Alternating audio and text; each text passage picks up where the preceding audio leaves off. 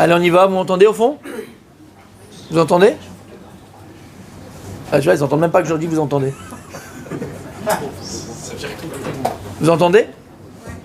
Ouais, ça va? Ok, ben c'est d'accord. Bonsoir à tous. À tous et à toutes. Avant de commencer, on ne peut pas commencer le shiur sans d'abord penser aux soldats qui sont tombés, aux familles, à nos enfants, à nos frères. Chaque juif qui meurt parce qu'il est juif, Al-Kiddush Hashem, il monte directement au Gan Eden. On sait, c'est vrai, mais la douleur elle est énorme. Béhémet, les cœurs ils saignent quand on entend un de nos enfants qui tombe. Et on n'a qu'une fila à faire, Kadosh Baruch Hu Béhémet, qu'Akadosh Baruch Hu protège tous nos soldats qui sont sur le front, tout le Ham Israël, en Eretz Israël, en Chutz La'aretz. On entend des choses en France qui sont en France, en Amérique, partout, ça fait encore plus peur qu'ici. Baruch Hashem, ici on est dans la maison d'Hachem, on est protégé. Voilà, Dieu, qu'Hachem il est pitié de nous. Et c'est le cours de ce soir. Pourquoi est-ce qu'on a tenu, et plusieurs personnes d'ailleurs ont tenu à faire ce cours-là, et qu'on fasse ce cours-là, pour la simple et bonne raison. Alors le cours, on a appelé ça à la fin des temps, quelle merveille ou une merveille. Pourquoi? J'ai juste rappelé en introduction ce que j'ai dit Shabbat, et l'importance de ce qu'on va dire maintenant, et l'importance de ce qu'on est en train de vivre. Shabbat, on a parlé, et on sait, on voit, on a vu, on sait. Voilà, Baruch Hashem, il y a plein de cours extraordinaires. Attention, plein de cours extraordinaires qui sont donnés, que ce soit sur Internet, soit en direct, que ce soit Baruch Hashem, Mamash, des choses merveilleuses. C'est vrai. Mais,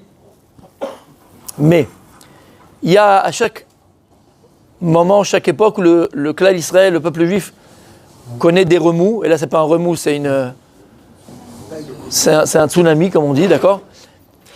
À chaque fois, et ça a été vrai, mais c'est vrai aujourd'hui, c'est vrai il y a 5 ans, c'est vrai il y a 8 ans, c'est vrai il y a 50 ans, et c'est vrai il y a 200 ans, on va le voir, d'accord? À chaque fois que le Ham Israël a connu des moments difficiles, alors ça a été la course au Mashiach. Mashiach, ça fait 2000 ans qu'on l'attend. C'est pas hier, ça fait 2000 ans qu'on attend le Mashiach. On va le voir, il y a un Rashi qui explique que normalement le Mashiach, après la destruction du deuxième temple, il aurait dû arriver 172 ans après. Le premier Beth Amikdash, il a duré l'exil 70 ans. Après 70 ans, on est revenu sur notre terre. Le deuxième, la galoute qu'on a, il dit Rashi, c'est pas Rashi, il est honoré en France et dans plusieurs pays du monde. Rashi, il te dit que normalement, la deuxième, la galoute, l'exil dans lequel on se trouve, le Khorban du deuxième Beth Amikdash, il aurait dû uniquement, entre guillemets, être 172 ans. Il dit d'où c'est ça? Il a écrit Rekev Tishmeun. Il a écrit Rekev Tishmeun, Parashat Rekev, Aïn, Kouf, Bet. Ça fait 172. Et il dit normalement, la galoute aurait dû durer 172 ans. Bon, on a raté le coche, ça fait 2000 ans pratiquement qu'on est encore en galoute. Tout ça pour dire quoi? C'est-à-dire que le Ham Israël a connu l'Inquisition, les pogroms, les Cosaques, la Shoah, l'expulsion d'Espagne, et tout ce qu'on a pu malheureusement connaître de malheur dans le peuple juif. Et à chaque époque, tu as parlé du Malbi, mon gardas, et à chaque époque, et plusieurs commentateurs ont essayé de chercher la date du Mashiach, quand est-ce qu'il arrive, quand il n'arrive pas. On a cru à des moments donnés, à des périodes où on a cru que Mashiach était là. Qui est plus grand que Rabbi Akiva? Rabbi Akiva, c'est lui qui nous a donné toute la Torah orale. La Torah orale, Torah Shebéalpé qu'on appelle, c'est Rabbi Akiva. Et lui aussi, il a cru que Mashiach, il était arrivé. Qui? Bar Korba. Il a pris un grand Giboré Israël qui était très fort. Il était à Bétar, à l'époque des Romains, et qui faisait la guerre contre les Romains, il était très fort. Rabbi Akiva a cru qu'il était Mashiach. Donc c'est pas quelque chose de nouveau, c'est pas quelque chose de... Mais, il y a le mec que je disais tout à l'heure, voilà, on a une situation où, Baruch Hashem, on sort tous les prophètes, on sort tous les textes, voilà, c'était écrit, c'était là, Hamas c'était à Noir, Parashat Noir, on a cherché dans la Parashat, dans le Télim, il y a écrit comme ci, il y a écrit comme ça. Tout est beau, tout est magnifique, tout est bien. On a dit Shabbat, avec tout le respect que je nous dois et que je vous dois et qu'on se doit tous. Balsof kol sof, à la fin des choses. À quoi ça sert? À quoi ça sert? On est en train peut-être de devenir, comment on appelle ça, des liseux de Bonaventure, comment on appelle ça? Ouais. Liseux de Bonaventure? Ouais. Des liseux de Bonaventure. On prend la la boule de cristal, on essaie un peu de trouver qu'est-ce qui va arriver, qu'est-ce qui va pas arriver, comment ça va être, comment ça va pas être. C'est très facile de savoir ce qui s'est passé après que ce soit passé. Parce que tout est écrit dans la Torah. Et maintenant, on cherche ce qui va passer après. Habibi, on a expliqué. C'est pas le travail d'un juif. Mechila, d'attendre le Mashiach, oui. Mais d'essayer de pronostiquer ce qui va se passer, pas se passer, c'est écrit là-bas, c'est écrit comme ça, c'est écrit à l'envers, c'est écrit à l'endroit, c'est joli, c'est ok, super. Mais c'est pas le travail d'un juif et c'est surtout pas le travail qu'on doit nous-mêmes employer alors que nos enfants et nos frères, d'accord, ils sont sur le front. Qu'est-ce que ça va faire avancer à notre histoire? De savoir si c'est écrit, c'est pas écrit, Mashiach, pas Mashiach, il est là, il est pas là, il est écrit là-bas, il est pas écrit là-bas. Qu'est-ce que ça va nous changer dans notre vie de tous les jours? Qu'est-ce qu'on veut, nous? Qu'il arrive le Mashiach. La question, elle est, qu'est-ce que je peux faire, moi, pour que le Mashiach, il arrive?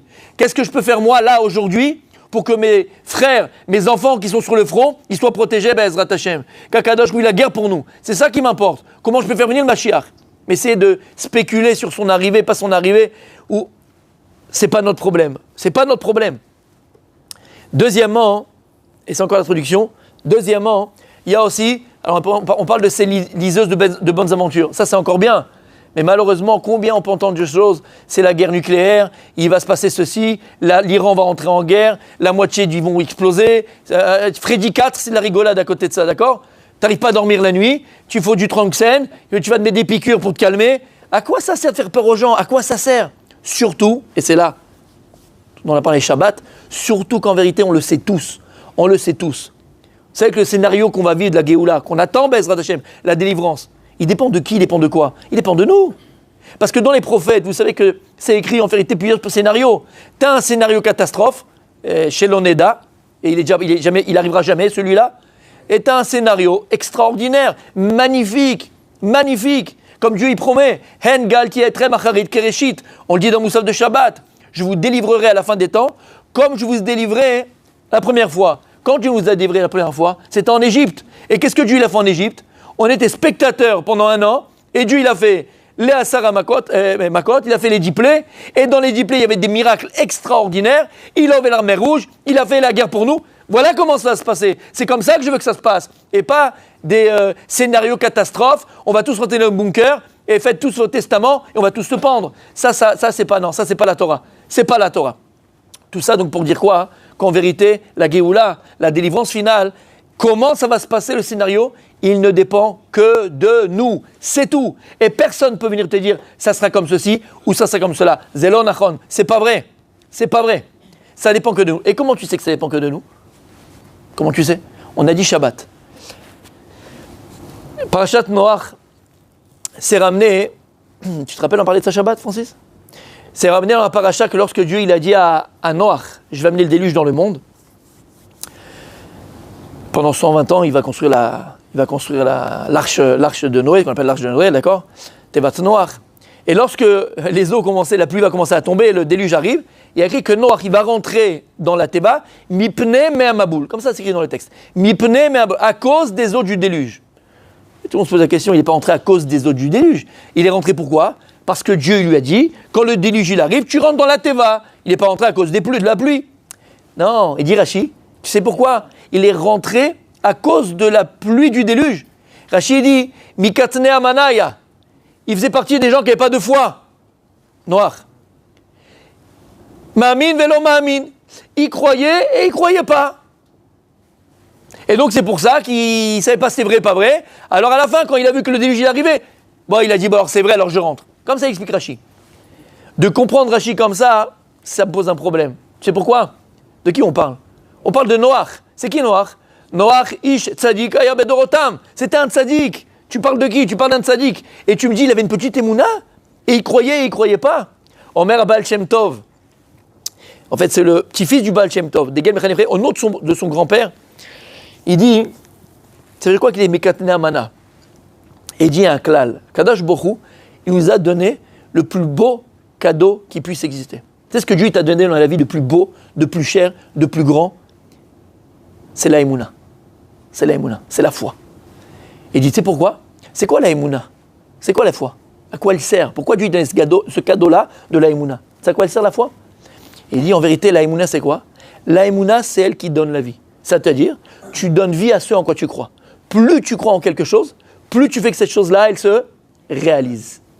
Donc si tu comprends ce principe-là, c'est ça la foi.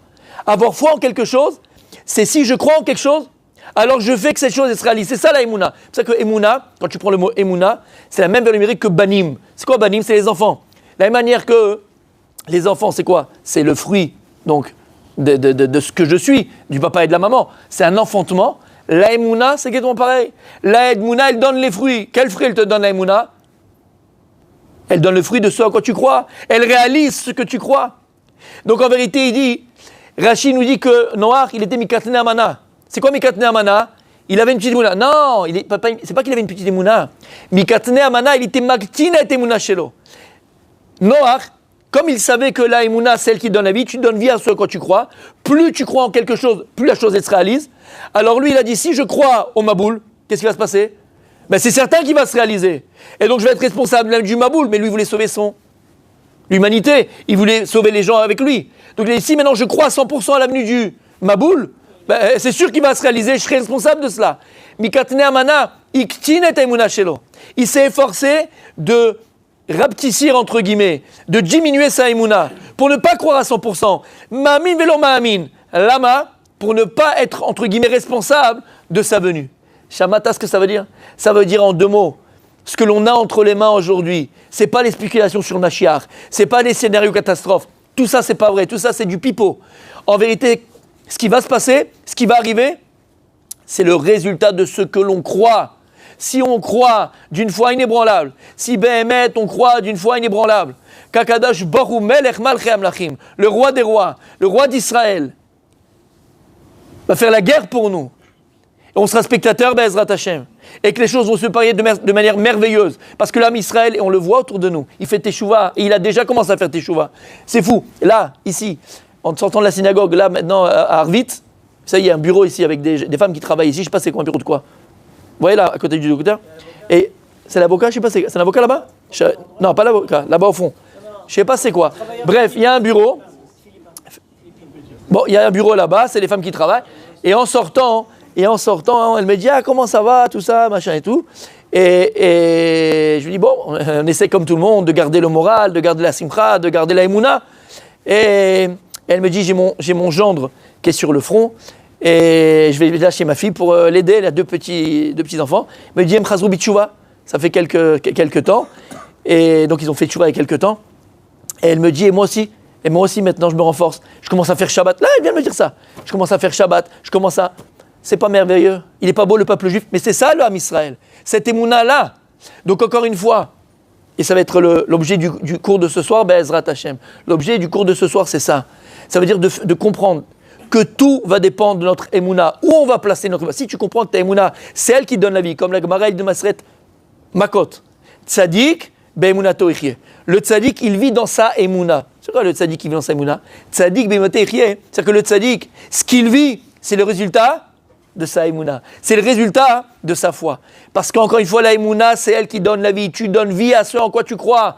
Il faut le comprendre une bonne fois pour toutes. Et donc, si on croit, et on a foi inébranlable, que la Géoula, Be'ezrat Hashem, qu'on va vivre là, maintenant, elle va se passer de manière facile, dans la joie, dans la tranquillité, que Dieu fait.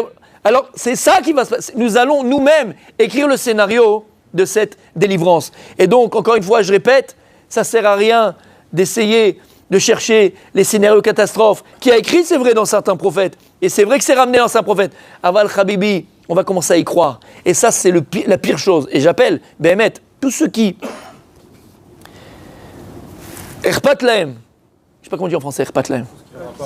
Tout ce qui a un rapport du peuple juif, qui aime son peuple, qui aime l'homme Israël, Béhémet, qui aime le peuple juif, Béhémet. Il faut arrêter ces spéculations catastrophiques qui vont arriver. Non, à nous de donner la émouna au Ham Israël, à nous de transmettre ce message d'Akadosh Baruch Hu. C'est le message d'Hachem.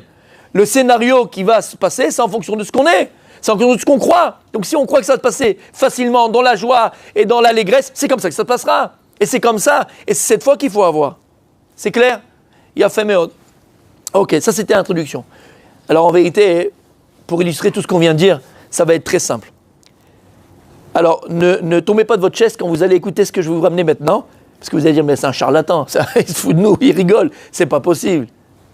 Il y a une Gemara qui est très connue, qui est très très connue, dans Masechet Sanhedrin.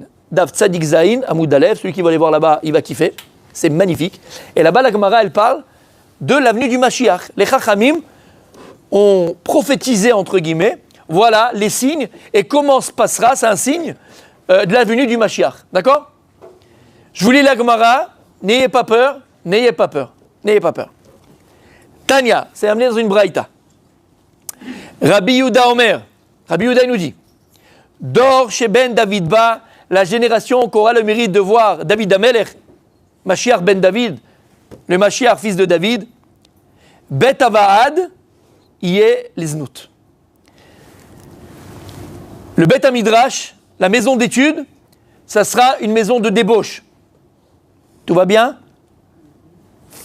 C'est pas moi, c'est la Gemara. Ve'a Galil Yecherav. Et la Galilée sera entièrement détruite. Charlatan, hein? Écoutez bien. Gavlan Yasham.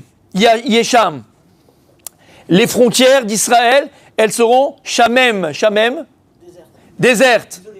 Désolé, désertes. Tu dis, bah, ils ont été méfounés, tous ceux qui sont dans les frontières. Je m'en vais, hein.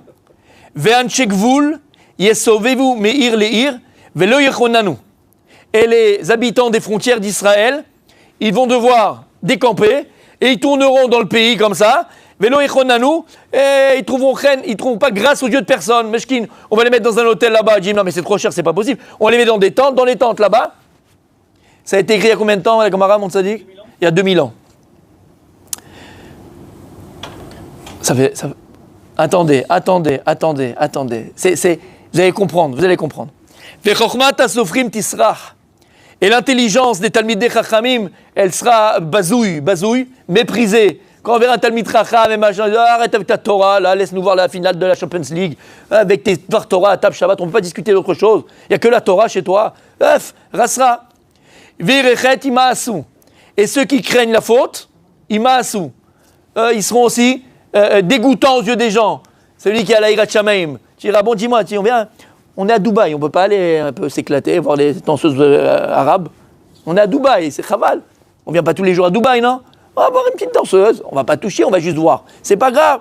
Non, tu sais, moi j'ai fait la Gemara, j'ai étudié un petit peu, machin. Yarkik oublie, t'es un gâcheur d'ambiance. Gâcheur d'ambiance. C'est ça que c'est écrit ici. Upne adok et pne kelev. Le visage de la génération sera le visage d'un chien. Ve'aemet me'ederet.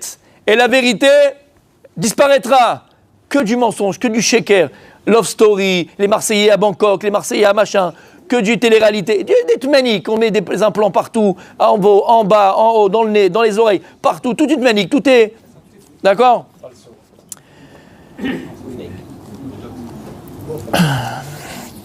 Jusque-là, ça va? Vous n'avez pas la rasra? Vous avez la rasra, Nachon? D'accord. Bon. Je continue ou je continue? Allez, je continue pour le kiff. On n'était pas assez dans la rasra. Tanya Rabbi Nehorai Omer, c'est Rabbi Meir. Dor Sheben David Ba, Neharim Yalbinu Pleskenim.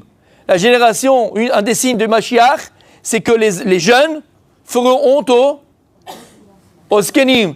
Il y a un vieux qui rentre dans l'autobus, il reste assis lui. 18 ans, mais il ne le fait pas asseoir. D'accord? C'est comme ça. Il est prêt à taper un type de 40 ans ou de 50 ans ou de 60 ans, il a 18 ans. C'est comme ça. Oskenim Yamdou Lifne Neharim. Et c'est les vieux qui se lèveront devant les jeunes, comme le kidouche. Tous les enfants et les jeunes, ils sont trucs, ils s'assoient, et les parents, ils sont non, monsieur Jalik, il avait mangé le pauvre. C'est le monde à l'envers. Ok. Ubat Kama Beima. Et une fille se lèvera, dans le sens rebellera, contre sa mère. Qu'est-ce que tu connais à ma vie? Qu'est-ce que tu comprends? C'est mon expérience, tu comprends rien de son maman? Ok.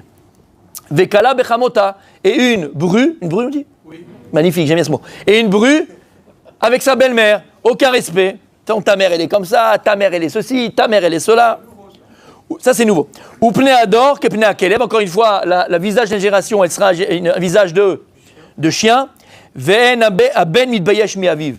Et le fils n'aura plus honte du père. On est potes, on est copains, on peut faire tout ensemble, on va en boîte de nuit ensemble, on fait tout ensemble. On joue la PlayStation ensemble, on fait tout ensemble. Ok. Tanya Rabbi Nechemia Omer, on continue. Dor chez Ben David Ba. La génération où Mashiach y viendra. Et Razout Tirbe, il y aura beaucoup de d'effronterie. Les gens seront effrontés. Vayoker Yarvet. Et il y aura, les prix vont monter, la vie sera très chère. Ve'agefen iten pirio. Ve'ne'epra kol hamalchut leminut. Et tout celui qui aura à la tête d'Israël, la malchut, c'est la tête d'Israël à ce temps-là, ce seront des renégats, des hérétiques. Ve'en tochacha. Attention, il n'y aura aucune réprimande possible. Tu fais une réprimande à quelqu'un, il te met un coup de boule. On n'accepte pas la réprimande. Je continue ou j'arrête parce que ça fait de la peine. Bon, un dernier, allez. Un dernier. Un autre signe du Mashiach.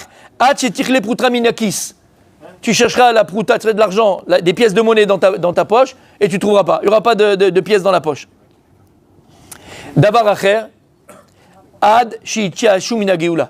Jusqu'à que on désespère de la geoula. Voilà. Alors, bonne soirée à tous. D'accord? Alors, regardez bien. Pourquoi jamais cette Gemara? Parce que cette Gemara, quand tu la lis comme tu la lis, pshat, tu la traduis, la vérité, tu te dis, je vais faire vraiment un bunker, je m'enferme à l'intérieur, et shalom à l'Israël, comme il dit Noah, après moi le déluge. C'est horrible. C'est quoi cette histoire-là? Le Beth Hamidrash, ça sera un endroit de débauche. Le Beth Hamidrash, Makom les Znout, ça sera un Makom de débauche. Ça fait peur. Mais écoutez bien, mes amis. C'est exactement ce que je vous ai dit avant. Vous savez, il y a une explication qu'on donne par rapport aux rêves. On dit que les rêves, ils peuvent être prémonitoires. Il y a quelque chose dans les rêves. Aval, il y a un klal. Il y a une leçon qu'on a. Les rêves vont d'après leur interprétation. Et ça, c'est vrai pour tout. Alors tu vas me dire, mais cette Gemara, c'est écrit noir sur blanc. Arrête de venir me dire que c'est... Qu'est-ce que tu veux faire avec ce texte-là? C'est écrit. Ça fait peur. Ça fait de la peine. Et puis on a l'impression de reconnaître certaines choses qui sont en train de se passer. Quand on parle que les gens de la frontière, ils seront à droite, ils seront à gauche, que ça sera Shamem, tu as l'impression qu'un petit peu que c'est ça. D'accord? Eh ben non. C'est ce que je vous ai dit tout à l'heure. La Géoula, elle va dépendre de la Emouna qu'on a. Là où on place notre foi et comment on va interpréter le texte. C'est pour ça, qui plus que le Ben Ishraï Akadosh, le Ben Ishraï sur cette Gemara, il donne un pirouche merveilleux.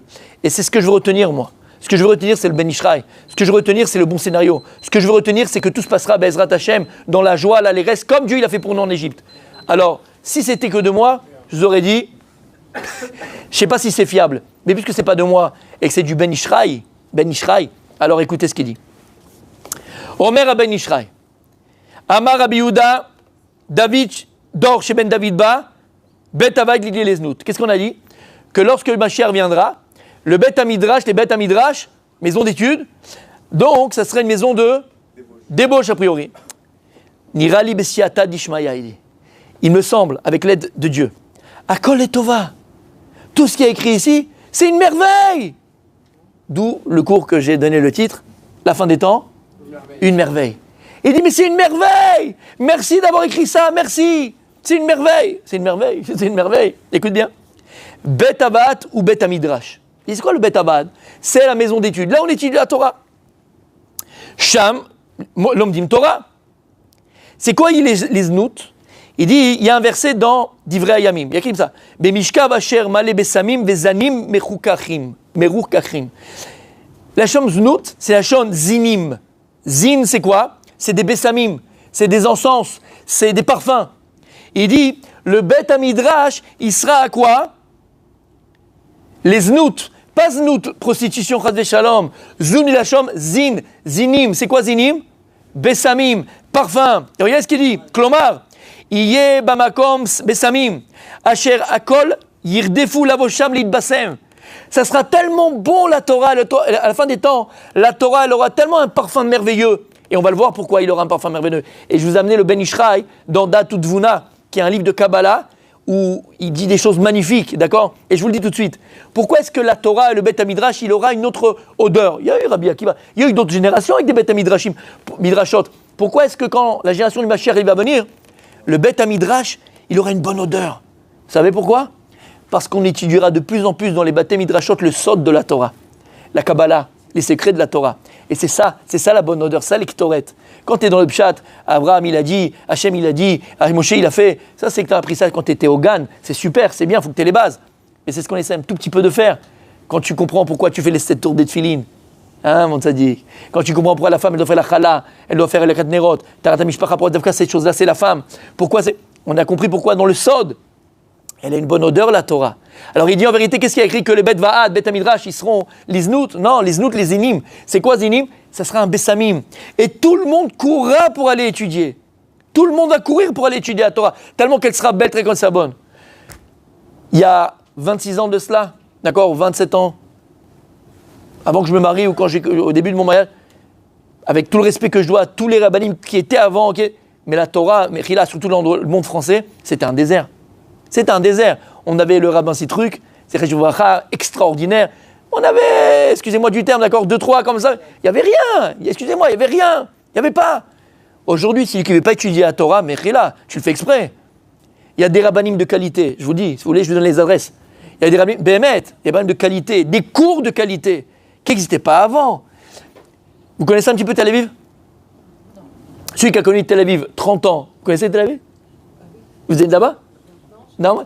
Il y a 30 ans Tel Aviv, 38 dans Israël, mais il y a 30 ans, d'accord? Même pas 30 ans Tel Aviv, c'était quoi? C'était un désert. Un désert de Torah. Pour trouver un restaurant cachère, il fallait aller là-bas dans le chouk, là-bas, là, comment ça s'appelle? Pas l'autre. Hein? Je ne sais plus comment il s'appelle, bref. Et là-bas, tu avais un qui faisait du houmous, un petit... Il n'y avait pas. Aujourd'hui, à chaque pina de Tel Aviv, tu as des bâtés midrashot, tu as des synagogues, tu as des cours, c'est rempli de Torah. Eretz Israël, ce que nous on vit dans notre génération, à l'époque des Tanei Magdoshim, il n'y avait pas autant de yeshivot, il n'y avait pas autant de kolelim, il n'y avait pas autant de bâtés midrashot, il n'y avait pas autant de Torah, il n'y avait pas autant de Torah. C'est fou ce qu'on entend, il faut le savoir. Il n'y a pas autant de Torah que notre génération à nous. Et c'est ça, il dit. À la fin des temps, un des signes de l'avenue du Mashiach, ce sera que le Beth Midrash, la Torah qui sera enseignée là-bas, elle aura une odeur, une bonne odeur de bessamim, comme un bon parfum. Et les gens, ils vont courir à aller étudier la Torah, comme il fait Francis tous les matins, comme vous faites tous les matins au Beth Midrash. Ça sera mamash, les gens, ils courent à étudier la Torah. Ou bien il dit, c'est quoi donc les znout? Milachon, zan. Vous savez que znout, ça vient aussi du mot zan. Zan, c'est quoi? Amazon, c'est nourrir. Alors pourquoi est-ce que znout, qui veut dire prostitution ou débauche dans cette... c'est aussi la zoune, c'est aussi, je viens de le dire. Nourriture. Non, la zoune, se nourrir, voilà, se nourrir. Parce qu'en vérité, ça a le même, entre guillemets, sens. Parce que, quand il va avec une prostituée, il croit qu'il nourrit, il assouvit, il nourrit ses plaisirs. Et voilà, il consomme, et il nourrit, il assouvir ses plaisirs. Et lorsque, les Abdil, tu manges du pain, tu manges quelque chose, pareil, tu assouvis aussi une faim. Donc c'est vrai que c'est le même racine. Aval, il dit c'est quoi? Znout, c'est la chose zan. Et il dit, à la fin des temps, les gens, ils auront faim de Torah, comme je viens d'expliquer. Non seulement il y aura une bonne odeur dans ces endroits-là de Beth Midrash, mais les gens, ils auront faim. Les gens, ils courront à des cours de Torah. Les gens, ils courront pour apprendre la Torah. C'est ça qui est écrit. C'est un des signes de l'avenue du Mashiach. Après, on a dit, va Galil Yecherav. Il y a écrit que la Galil va être détruite. Nachon? Il dit non. C'est quoi Yecherav? Il dit, va Galil Yecherav. Galil Lachon Galout. Comment on appelle la Galout? C'est aussi la Gola. La Gola, c'est quoi la Gola? C'est, vous l'avez dit en français quoi? Expatriation. Voilà, expatrié. La Gola, c'est aussi l'exil. Alors il dit, c'est quoi à Galil Yecherav? La Galout Yecherav. Il n'y aura plus de Galout. Akadosh Borou, il va faire revenir tout l'âme Israël en Eretz Israël. C'est ce qu'on a vécu, c'est ce qu'on est en train de vivre. La Galout, il n'y aura plus de Galout. Akadosh Borou, il prépare. Et les Juifs de France, vous n'êtes pas venus avant, je vous oblige à quitter la France. Amérique, les gens ils disent non, mais l'Amérique, c'est fini. L'Amérique! Tous les jours, il y a des incidents antisémites en Amérique. Et les Juifs américains, ils vont venir. Le monde entier, il va revenir. Tous les Juifs du monde vont venir en Eretz Israël. À Galil, Yecherav, c'est pas que la Galilée, elle va être détruite, c'est que la Galoute, elle va être détruite. Il n'y aura plus de Galoute, c'est fini. Hachem, il va rassembler l'âme Israël, Beret Israël. C'est magnifique. Après, il a dit, va Gavlan Ishtomem. La frontière, elle sera désertée. Il dit, c'est quoi Gavlan? Gavlan, Zéar Esav. Shehu Arsir. Il dit en réalité de quoi on parle? On parle de Arsir, Esav, c'est l'Occident. Et il dit,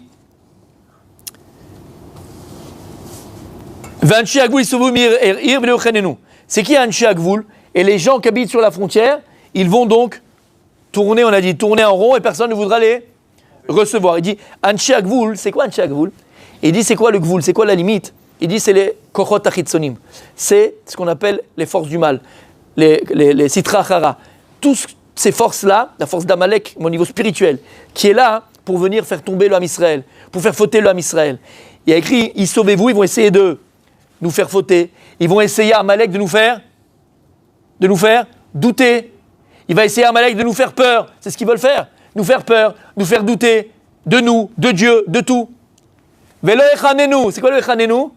Ils trouveront grâce aux yeux de personne. C'est-à-dire qu'on ne va pas les écouter. On ne va pas écouter le Amalek qui est en nous. On ne va pas écouter nos ennemis qui veulent nous faire peur. Attention, il y a l'Iran qui va rentrer en guerre avec nous. Ça va être une guerre atomique, mais ça va être une catastrophe. Et après, il y a les Thémanis, là. Les Thémanis, ils ne sont pas bouchés en machin, ceux-là. D'accord? Ils vont faire aussi contre nous. Et après, il y a l'Irak et machin. Qu'est-ce qu'ils veulent, Amalek? Qu'est-ce qu'ils veulent, Yetzera? Qu'est-ce qu'ils veulent? Nous faire peur?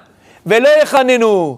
Am Israël, c'est Am Chazak. Pourquoi on est fort? Parce qu'on est avec Akadosh Baruch Hu, on n'a peur de rien. Parce qu'on est le plus fort. Non, on n'est pas le plus fort. Mais on a le général des généraux. Donc ils vont essayer de nous faire peur. Ils vont essayer de nous influencer, de nous déstabiliser, de nous déprimer, de nous faire désespérer. Velo yechanenu. Michael, on va pas avoir peur. Mais là, on va pas avoir peur. Parce qu'on a cette émouna. Parce que Dieu, il nous a montré. Akadosh Baruch Hu, il nous a montré, même dans ce malheur qu'on a connu le 7 octobre, même dans ce malheur, Akadosh Baruch Hu nous a montré sa main. Il a montré le miracle qu'il a fait pour nous. Vous savez que les premiers soldats qui sont arrivés pour se battre contre ces démons-là, ils se sont battus à 1 contre 7, à 1 contre 10. C'est inimaginable ce qui s'est passé. C'est un miracle. Rien ne les arrêtait. Et si ce jour-là, il marchait Mazicham, le Hezbollah, il avait décidé de rentrer par le nord, c'était fini pour Israël. Akadosh Baruch Hu, il a fait un miracle. Et il nous le montre. Et combien on a entendu, même de témoignages, de miracles que de juifs et de juives qui étaient dans cette horreur et qui ont vécu des miracles. Tout ça pourquoi? Parce que Dieu nous dit, je suis avec vous. Malgré l'horreur qu'on a connue, malgré on n'a pas été entre guillemets assez méritant pour que ce décret il se réalise pas. Aval, Hachem, il dit, je suis avec vous. Et donc on va essayer de nous faire peur, il dit le Ben Ishraï. On va essayer de nous faire peur. Ils vont essayer de nous mettre le doute. Ils vont essayer de nous faire trembler. On n'a pas à avoir peur. De quoi t'as peur? Kadosh Baruch Hu Melech Malchi Al-Machim, il est avec nous. On a le général des généraux. Si on avait une seconde, mesdames, messieurs, Bémet, une seconde, la conscience, la plus petite conscience de l'amour que Dieu il a pour nous, mais là on se lèverait tous, on danserait. Si on savait combien Dieu il nous aime, combien on est cher à ses yeux, Alors ce matin il y a quelqu'un qui m'a dit, il n'est pas là, je te rappelle, vous vous rappelez, il a dit oui mais je ne comprends pas, alors comment c'est possible que ces choses-là elles sont arrivées et des choses comme ça atroces qui arrivent, alors oui Dieu. Et je vais te donner un exemple, je vais te donner un machal. Je imagine maintenant, la maman elle est là, ou le papa il est là, et il marche sur un trottoir, et il y a à côté une grande route avec 5 voies, les trucs, les camions, tout le monde passe. Et il est là en train de rappeler son fils, ou sa fille. Et puis l'enfant, c'est un enfant, 5 ans, 6 ans, il a envie de courir, il voit un oiseau un peu loin, il a envie d'aller chez l'oiseau, mais l'oiseau il vole, donc il faut aller à droite, il faut aller à gauche. Et le papa ou la maman, elle vient dire non, regarde, quand on arrivera plus loin, quand on arrive au jardin, je te laisse la main. Mais là c'est dangereux, il y a les voitures à droite, les voitures à gauche, garde-moi la main. Et puis le gosse, c'est un gosse, il est là, il enlève, le papa il attrape, la maman elle attrape, il enlève, elle attrape, il enlève, il attrape. Et à un moment donné, l'enfant, qu'est-ce qu'il fait? Il lâche la main de son père, il lâche la main de sa mère, il va dans la route. Et malheureusement, il se prend une voiture. D'accord? Malheureusement, il prend, d'accord? C'est pas le père qui a lâché la main. Qui c'est qui s'est passé? C'est l'enfant qui a lâché la main de son père. Mais c'est exactement pareil. Dès qu'on pense on peut se débrouiller tout seul, ou dès qu'on pense ou qu'on s'éloigne d'Akadosh Baruch Hu, c'est nous qui lâchons la main de Hachem. C'est jamais Akadosh Baruch Hu qui nous lâche la main. Et même à savoir que même dans ce cas-là, Akadosh Baruch Hu, il ne me lâche pas la main. L'histoire de la Chassidut, qu'on a ramenée 1000 fois. Elle est tellement belle cette histoire que je la ramène très très très très souvent. Tu te rappelles? Tellement merveilleuse. Une fois, il y a un chassid comme ça, il arrivait, il a pensé, et il était en train de marcher sur le sable. Et il marchait sur le sable, et tout d'un coup, il voit à côté de lui des pas. Il y avait ses pas à lui, il se retourne, il voit 2 pas à lui, il voit 2 pas à côté de lui. Alors, il dit, c'est pas possible. Et il dit, mais c'est quoi ces pas à côté de moi? Il n'y a personne qui marche à côté de moi. Et Akadosh Baruch Hu lui dit, mon fils, sache que je suis toujours à côté de toi. Les pas que tu vois à côté de toi, c'est moi mon fils, c'est moi ma fille. Et là où tu es, je suis avec toi. N'aie pas peur, je t'accompagne partout. Les pas que tu vois à côté de toi, ce sont les miens. Et à un moment donné, il marche, et puis là, il se retourne, il voit que 2 pas. Il ne voit pas les pas à côté de lui. C'est pas possible. Et là, il était difficile, il était dans la difficulté, il était dans le malheur, il était dans la... Et là, il lève les yeux vers Akadosh Baruch Hu, il dit Akadosh Baruch Hu, le moment le plus important de ma vie où j'ai besoin de toi, où je suis dans la panique, où je suis dans le malheur, où je suis dans la tristesse, pourquoi t'es pas là? Je vois pas tes pas à côté de moi, tu m'as promis que tes pas, ils étaient à côté de moi, qu'ils étaient toujours à côté de moi, Akadosh Baruch Hu. Où ils sont tes pas? Où tu es, Hachem? Et Akadosh Baruch Hu lui a dit, mon fils, retourne-toi. Les pas que tu vois derrière, ce sont les miens. Et je t'ai pris sur mes épaules. Et c'est ça en vérité la vie. Akadosh Baruch Hu, il nous abandonnera jamais, jamais. Alors c'est ce qu'il dit. Il dit, même quand on va essayer à la fin des temps de nous faire douter et de nous faire croire, ça va être un scénario catastrophe. Attention, on est foutu, tout est truqué. On a fait les vidéos pour les mamades. On a tous acheté là, les bouts de bois pour bloquer les mamadim et machin et tout ça. Chacun avec sa peur. Et la peur, elle est personnelle. Donc je ne parle et je ne juge personne. Personne. Mais ce que je veux dire par là, c'est tout ça, c'est pour nous faire peur. On n'a pas à avoir peur. Un juif, il ne doit plus avoir peur. Et Hachem, il te montre, après 2000 ans d'exil, nous sommes la génération qui a eu le mérite de revenir en terre d'Israël. On a, nous, ce que le Baal Shem Tov n'a pas eu le mérite. Ce que le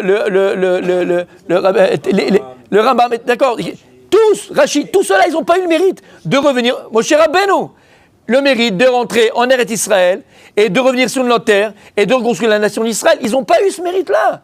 Akadosh Baruch Hu, t'as oublié la guerre d'indépendance, t'as oublié la guerre de 67, t'as oublié la guerre de Kippour, t'as oublié tous les miracles que Dieu il a fait pour nous sur cette terre. Et tu penses une seconde qu'Akadosh Baruch Hu, le scénario qu'il a prévu pour nous, c'est que Khlet et c'est fini et c'est foutu? Ça va pas la tête.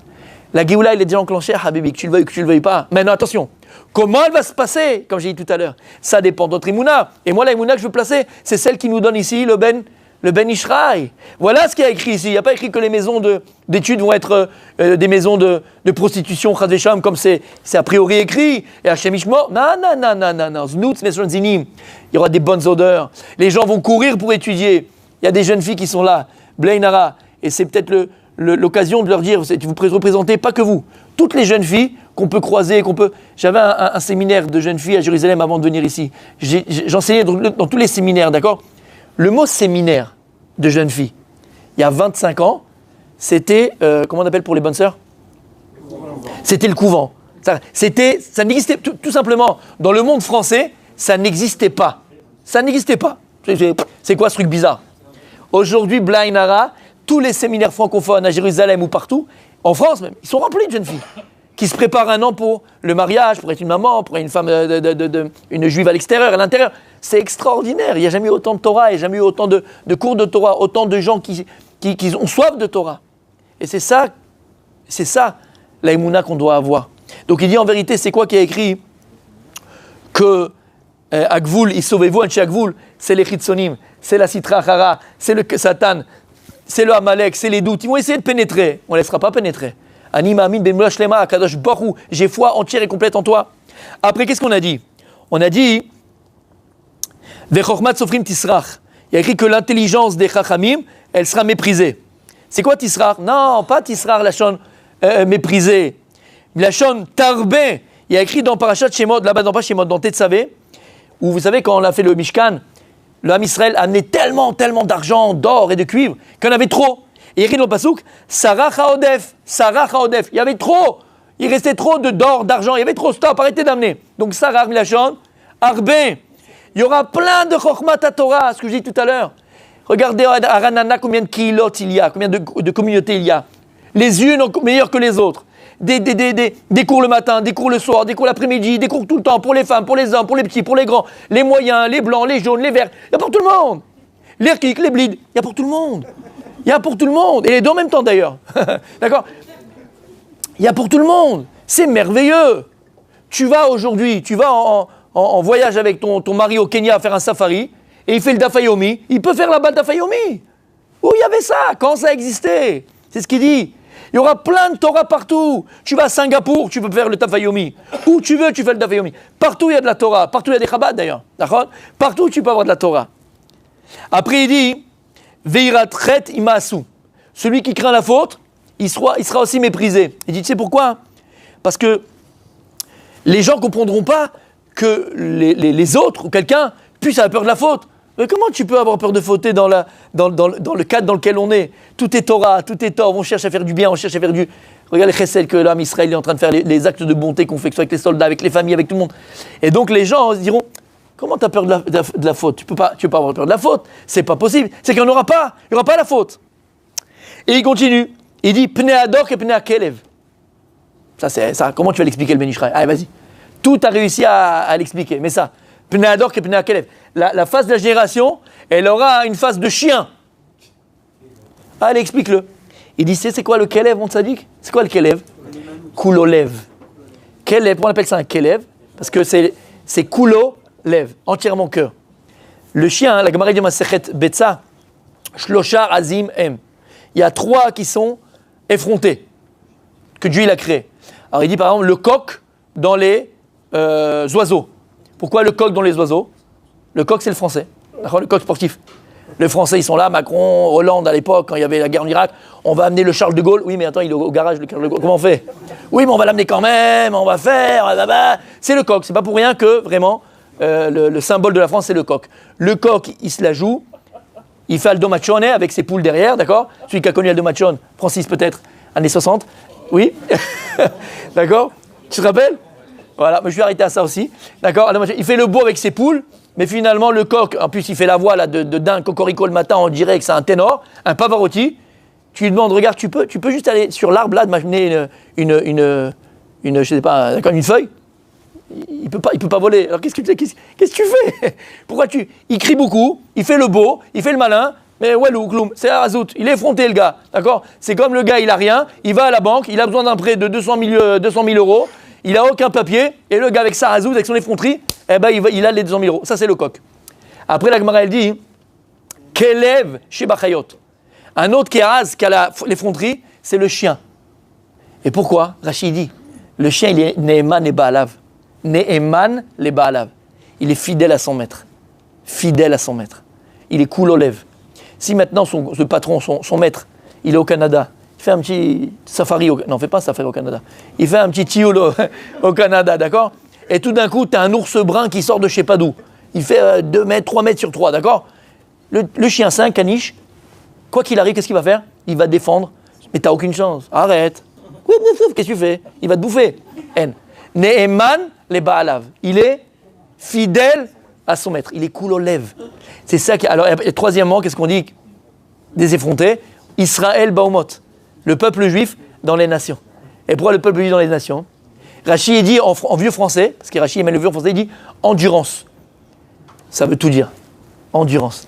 Trouve-moi un peuple parmi toutes les nations qui a eu autant d'endurance que le peuple juif. Après tout ce qu'on a connu, les pogroms, l'Inquisition, les bûchers, les machins, la Shoah, les machins, ici, aujourd'hui. Combien d'endurance? Il dit, c'est quoi l'endurance qu'on a? La même chose que le Kelev, que le chien. Il est Ne'eman les Baalav, il est fidèle à son maître. Le Ham Israël, malgré toutes les souffrances qu'il a pu connaître de génération en génération, jusqu'à aujourd'hui, jusqu'à maintenant, où avant d'être jugé, on est déjà accusé. On est nous-mêmes le mot de ce qui nous arrive. T'entends des trucs à la télé française, américaine ou anglaise, c'est-à-dire que ce qu'ils ont fait le Hamas, c'est de notre faute. Ce qu'ils ont fait le Hamas, c'est nous. En vérité, tout est nous. Quoi. Bon, c'est comme ça depuis 2000 ans. Le juif errant, le juif, la peste noire, c'est à cause des juifs. D'accord? Le crash boursier 29, c'est à cause des juifs. Tout est à cause des juifs. D'accord? C'est normal. Un peuple qui a autant pris sur la tête, et pour une seule raison, on a pris sur la tête. Pourquoi on a pris sur la tête? Parce qu'on est les enfants d'Akadosh Baruch Hu. Parce qu'on a toujours voulu rester fidèles à toi, Hachem. Comme le chien qui est cool aux lèvres. On est entièrement Ne'emanim les Baalim. C'est ça, on est Ne'eman, Hachem, on est fidèle à Akadosh Baruch Hu. Attention à nous. Attention à nous. De ne pas être infidèle à Hachem. Et vous savez comment on peut être fidèle à Hachem? Pas simplement quand on ne fait pas ce que Dieu nous demande de faire. Pas simplement quand on flirte avec le Issour. Pas simplement dans ces choses qui sont Vadaï, ça c'est certain. La pire infidélité qu'on peut faire à Kadosh Baruch Hu, c'est de ne pas croire en lui. Exactement. Ça, à Kadosh Baruch Hu, ça lui fait mal. Comment mon fils, comment ma fille, tu n'as pas confiance en moi? Après tout ce que j'ai fait pour toi, après tout ce que j'ai fait pour vous, comment tu as un doute sur moi? On est Ne'eman et Baalav. C'est la seule confiance qu'on doit avoir, la seule confiance à qui sur qui on doit mettre. En od milvado, en lanu leishaen, et là l'avinu shebashamayim, la Gemara dit à la fin de Sota. En lanu leishaen, et là à l'avinu shebashamayim. On a uniquement à se reposer, uniquement sur Akadosh Baruch Hu qui est dans le ciel. Et c'est cette émouna là qu'Akadosh Baruch Hu attend de nous. Alors il dit, c'est ce qu'il dit ici. Pnei Adok et Pnei Akelev. C'est quoi le Pnei Adok? La génération ressemblera à quoi? À un Kelev, à un chien, on est des chiens. Non, Kulo Lev. Tu vas voir mes enfants à la fin des temps. C'est ce qu'on vit, mes amis. Tu verras, dès qu'on appelle, il y a une famille qui a besoin parce que le papa, il est au Milouim, elle va recevoir, elle ne sait même plus quoi faire tellement qu'elle reçoit de choses. Dès qu'on a besoin pour nos soldats quelque chose, Blainara, on va le donner à d'autres en basse parce qu'ici, il y en a trop. Blainara, Koulo lève, l'âme Israël est entièrement cœur, entièrement dans le don, entièrement dans l'amour de l'autre, entièrement dans l'amour d'Hachem. Âme Israël, il fait un, on a vu des images, et c'est pas pour faire beau, c'est pas des lettres motives, c'est pas pour faire plaisir, d'accord? C'est spontané. On a vu des gens qui étaient capables de presque se haïr il n'y a même pas un mois, même pas un mois et demi, et qu'aujourd'hui, on s'en lasse. Alors malheureusement, pourquoi attendre qu'on soit dans le même wagon pour se dire qu'on s'aime, quoi? C'est dommage, c'est bête. Aval, c'est ça qu'il faut retenir. On s'aime. Et c'est ça, c'est le cool au lèvres. Pnei ador, que pnei kelev. Ça sera une génération qui est cool aux lèvres. Et c'est la vérité. C'est une des choses aussi qui amène l'aminosité des nations. D'accord? Ceux qui nous détestent. Parce que dans les nations, attention, il y a des gens qui nous aiment et il y a des gens qui sont pour Israël. Il faut faire vraiment la part des choses parce que malheureusement, en 39, d'accord, 45, il fallait les chercher, il fallait les trouver. Et quand, aujourd'hui, avec ce qui arrive en France, l'antisémitisme, et il y a des Français, d'accord, de confession chrétienne ou même musulmane, il y en a aussi, d'accord, celle qui a parlé, l'iranienne qui a parlé sur LCI, machin, d'accord, et qui parle et qui se lève et qui n'ont pas peur de parler, eh bien, il faut les applaudir et il faut les féliciter. Et ce sont les justes parmi les nations. Et ceux-là, d'accord, il faut mettre les pointillés du doigt dans le bon sens du terme. Aval, ceux qui nous détestent et nous détesteront tout le temps, une des choses qu'ils ne supportent pas chez le Ham Israël, c'est quoi? Mais c'est Ardout, cette union. Ils ne connaissent pas ça. Ils ne voient pas ça. Et il y a une qui a répondu de manière magnifique une fois dans un débat télévisé, où l'autre dit oui, mais voilà, ils vivent depuis 15 ans dans un blocus, ils vivent des 15 ans dans les Palestiniens dans un blocus à Gaza, ils n'ont pas de machin, ils n'ont pas... Il dit attends, elle a arrêté. Elle dit attends, l'électricité d'où ça vient? D'Israël. L'eau d'où ils l'ont? D'Israël. Les médicaments d'où ils l'ont? D'Israël. Les travailleurs palestiniens qui viennent de Gaza, où ils travaillent? En Israël. Il dit mais attendez, vous connaissez un peu la géographie? En bas, là-bas, au sud de Gaza, ils ont une frontière aussi avec qui? Avec les Libyens. Et les Égyptiens, c'est des musulmans comme eux. Ils ferment. Pas un qui rentre là-bas. C'est bizarre. Alors Israël, ils font pas, et l'autre... Donc, personne, ils n'en veulent pas, Septembre Noir. Personne n'en veut, d'accord? Et nous, on doit les nourrir, nous, on doit les bichonner, et nous, on doit les faire. Parce que pourquoi? Parce qu'ils savent. La rahmanout d'un juif. On est rahman, et on doit être rahman. On ne doit pas ressembler à ces animaux. Parce qu'on n'est pas comme ces animaux. Et voilà que si quelqu'un a besoin d'hospitalité, on lui ouvre la porte. Pas un ennemi, attention. Hein. Pas un ennemi. Mais si quelqu'un a besoin... N'importe quelle origine, nation, religion, on lui ouvre la porte. Ça, c'est l'homme Israël. Ça, c'est Abraham Avinu. Alors, c'est ce qu'il dit. Pnei ador que pnei kelev. Tu veux voir la génération du Mashiach? Tu dis que pnei kelev. Non, que pnei kelev ben Israël. Ça sera une génération cool au lèvres. Il y aura tellement d'entraide, tellement d'amour, tellement de Nehemanout en Akadosh Baruch Hu. Vous avez vu les soldats avant de rentrer à Gaza? Chaque doud, comment ils prennent sur eux Ol Malchut Shamaim, comment ils prennent sur eux le joug divin, comment ils louent Akadosh Baruch Hu. Ça, c'est les soldats d'Hachem. Ça, c'est l'armée d'Israël. Ça, c'est le peuple juif. Ça, c'est la beauté. C'est ça qu'il faut qu'on retienne. Et encore une fois, le cœur, il est déchiré. C'est un petit mot des soldats qui sont tombés, des enfants qui sont tombés, 19 ans, 20 ans, des jeunes, ils sont beaux. On dirait des malachim, on dirait des anges. On dirait des anges, Béhémet. Ça, c'est les familles, les parents, c'est horrible. C'est qu'Akadosh Baruch Hu Béhémet fasse la guerre pour nous et que tous nos soldats soient protégés, mamash, avec la nuée de gloire comme on est sorti d'Égypte. D'accord? Aval Koulolev, une génération où il y aura de l'amour, il y aura de l'entraide. On sera Nehemanim la Kadosh Baruch Hu. C'est cette génération que je veux voir. Celle qui est Neheman Lachem, qui a confiance en Akadosh Baruch Hu. Pas le scénario catastrophe, pas le scénario de la mort, pas du tout. Et il termine et il dit par rapport à ce qu'on a vu. Et il dit...